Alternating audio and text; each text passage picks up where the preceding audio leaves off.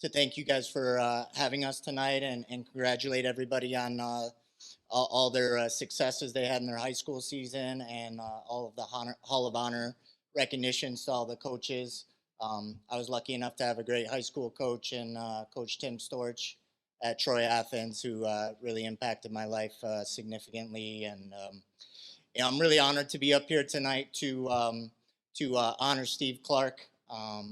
I've been the head coach at Oakland University since 2009, and I've been an assistant there since 2001. I got a chance to know Steve 20 years ago, probably might have been even tonight.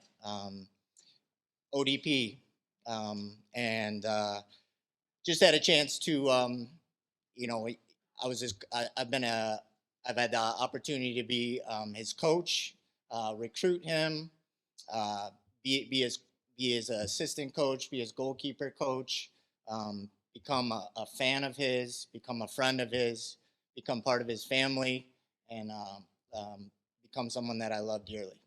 So I'm really honored to be up here. I got a chance to see Steve play at Mason High School. I got a chance to see Steve play at Vardar. I had a chance to have Steve be a part of our Oakland team from 2004 to 2008, where we won, I don't know, 4 or 5 different championships during that time. And Steve was a huge part of taking us to an NCAA tournament where we beat Michigan State in the first round of the NCAA tournament. And sorry, Doug. Sorry about that. But yeah, and then I just got an opportunity to follow along his career. You know what a lot of people don't really. I did the math. And people that know me know I'm a little bit of a kind of analytical, but Steve has a 14-year professional career. Um, he has almost 348 starts and appearances in the professional league, um, and that's an average of about 27 starts a year at the professional level. And even at 36 years old, he's still one of the top goalkeepers in MLS right now. Um, you know, uh, when I say I watched him at that ODP session and thought that he'd be a 14-year pro, I'm not sure that would be the case. But I saw a passion and a fire in him that I knew I wanted to be a part of our program. And like I said, not only have I been had a chance to coach Steve, but I've had an opportunity to become his friend, become his family, and become a big part of his life. So I'm honored to be around, surrounded by his family, his wife Corella, his baby daughter Birdie Joe, right? All his mom and family and brothers, and he's got I think the whole Mason High School 2004 recruiting class reunion here tonight as well. So just been Steve played at Oakland University, then he went to play at Haunafoss in the top league in Norway. From 2010 to 2013, I had the opportunity to go and visit with him over in Norway, where I think we really got a chance to solidify our friendship there. Then went on to the Columbus Crew, where he, from 2014 to 2016, where he had 107 appearances and took the Columbus Crew to the MLS Cup. He then went on to Denmark to play for AC Horsens, and then to DC United, and then to the Portland Timbers, from where he had over 90 appearances, and now he plays for the Houston Dynamo. And looking forward, but I mean, a 14-year career is super impressive. Like I said, I had the opportunity and the great respect to be able to go out and watch him play at all levels, and just super thankful for that. Uh, I got some good stories about Steve. We might have to save those for another day, as I think some of them might not quite be um, PG-13, but the best one that I got is that Steve, you know, Steve ended up at Oakland University. Somehow, some way, we're not really sure how, he got kicked out of the dorms, right? And then ended up living down, basically camping down on the fields, and living in a tent down on the lower fields. And I found this by going out in our goalkeeping session at like 8 in the morning, and I see like little footprints going to like the goalkeeper area. And I'm like, that's really strange, like, and they just follow Steve to the goalkeeping area. And then, so I'm like, Steve, what's going on here? Oh, I just had to go to the bathroom or something. I'm like, you went all the way over there to come all the way back. Long story short, yeah, he was living down there for how long, Steve? Few months in October. Um, you know, uh, just kind of, this guy lived on a park bench. He, there's just a million things there. So last year, I'll leave you with big about different adjectives and stuff. And the adjectives that I have for Steve are heart, dedication, passion, intensity, belief, perseverance. He's a competitor. His work ethic, his self-belief, and most of all, he's a winner. Um, Everybody, I'd like to welcome Steve Clark.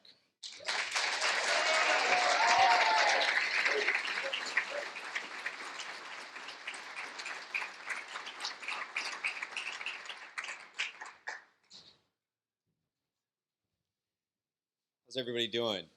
We need an intermission or something. It's a little long. I get it. But I'll be quick. I just wanted to say thank you for having this moment to reflect. I'm still a professional now, and I'm in the off season. But I was texting a friend before this event. I always have the most people when I play in MLS Cups or I'm in the playoff games. I have like the most requests for my admins on my team, and they're like, "Who's traveling to see you?" And we have 20 people here. I'm so grateful for my family. But I was texting a friend, and I said, Alex, please come to my Hall of Fame. I haven't seen you in a while. Alex is here. I said, bring Aaron. It's going to be a great night. And I went to go take care of my baby or something. You know how we always leave our phones. And I came back, and he said, the message said, congratulations. I'm so glad to be there. It's going to be an incredible night, Steve. I'm so proud of you. What a great career you've had. And I'm like, what is he talking about? Congratulations. And I had to reflect, like, oh yeah, it's a Hall of Fame. Like, soak it in, Steve. Because I'm so focused on the next game. I'm so focused on the next training session. So this event here, I'm so grateful. It's allowing me to soak it in a little bit. And the best part of that is family and friends. I want to thank you all for being here. My mom, who, to this day probably thinks I'm still going to be the next David Beckham. She's famous for that. Yeah, there she is. And my brother Brian, who's been there from the beginning. My mother-in-law, my father-in-law, my sister-in-law, the top Facebook commenters right over there. Let me tell you guys, like, I have friends here, Doug DeMartin, Josh, or Jason, and Christian, and Doug, and I'm missing some of your guys' name, Dasher, there as well. But mostly I want to thank my wife. I think all of us here men who have the privilege of having a wife and a partner, they're the better half of us. And before I was able to really stand on my own feet as a man and as a professional, my wife would oftentimes say, don't you ever forget who you are. You're Steve Clark, And I'm so grateful for you for that. You're a really special person. And yeah, such a special person. But I, as I said, I want to be brief and for the night's sake. And I just have a quick story. I was 16 years old, and I have a good buddy here, Dash, and I was at his house like I often was, and it was the Super Bowl. The Oakland Raiders were playing the Tampa Bay Buccaneers. It's your typical Super Bowl party. We've all been to them. Good times, dips, chips, whatever. We're watching the game. But as Dash often does, he's regaling me with these stories. To this day, I get with my friends. My wife's like, okay, just tell me when you want to be home because I'll never get some attention from you because I love my friends. So Dash is telling me the story. And what was interesting about this Super Bowl was Brad Johnson was the quarterback for the Tampa Bay Buccaneers. And Dash's uncle played college football with Brad Johnson. So as this Super Bowl is going on, as this party's going on, I'm hearing this story on the TV about this quarterback. And the story is that Dash's uncle in college at Florida State, there was a third string quarterback, and it was Brad Johnson. And he was always working out, and they would say, "Hey, Brad, come to the bar. Hey, Brad, come to a restaurant." And he would always be training. He would be jumping rope. He'd be going and lifting weights. And it got to the point, as I'm hearing my buddy tell me the story, as we're watching him on the TV starting in the Super Bowl, they said, I got to the point, like, this guy's crazy. All he's doing is training. So there I am listening to this story at 16. I wasn't a top recruit. I wasn't the best player. But I had a dream. I had a belief. And I heard this story about a guy who was similar in my shoes, and all he did was work hard to get there. And he was on the TV. In that moment, something clicked in me that said, if I work hard, if I have a belief, if I really believe and I really train, like, I could be there too. And I was just transfixed by that. The party's going around, everyone's happening, but in my head, I'm somewhere else. You know, I'm somewhere else. I'm in my head planning my career. I had breakfast this morning, and I thought to myself, like, wow, Steve, congratulations, it's a Hall of Fame. And I thought, you know, did I expect this? Like, is this what I expected? And the answer is yes, because I believed so much in myself, even from a young age. So thank you for allowing me to reflect and soak it in.